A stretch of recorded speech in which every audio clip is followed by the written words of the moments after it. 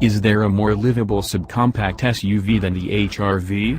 We certainly don't know of one, which is likely why it's Canada's bestseller by a long shot.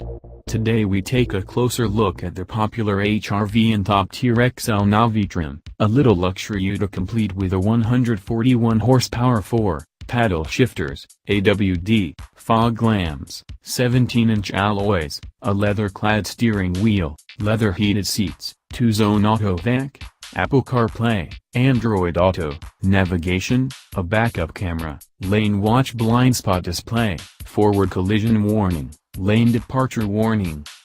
2 years ago Honda hadn't even staked their claim in the burgeoning subcompact SUV category, but after its first 7 months of availability the HR-V shot right up to the top of its class in the Canadian market with 8,959 sales compared to the next best Chevy Trax that had 12 months to achieve its 8,156 unit final tally. What about 2016? With a full year under its belt the little Honda SUV became the only segment challenger to break 5 figures with final sales of 12,371 units compared to 9,354 deliveries from the next best-selling Mazda CX-3. Things aren't letting up this year either, with a new 6-month high of 8,219 HR versus down Canadian roads at the close of Q2 2017.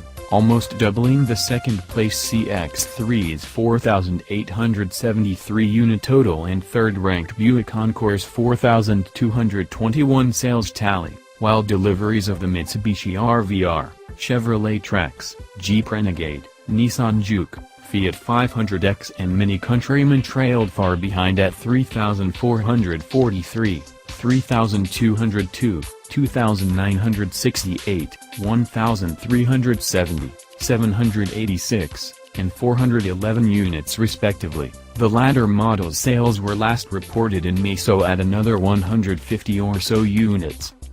Even the 2 newest models don't appear strong enough to topple the HR-V, with Toyota's CHR finding 690 buyers in its first month of May and then 641 in June. Whereas Nissan's new Qashqai started selling later in May for a smaller total of 191 units and made up for it big time in June with 814 deliveries, which still pale in comparison to the HR-V's 1,687 May and 1,592 June sales.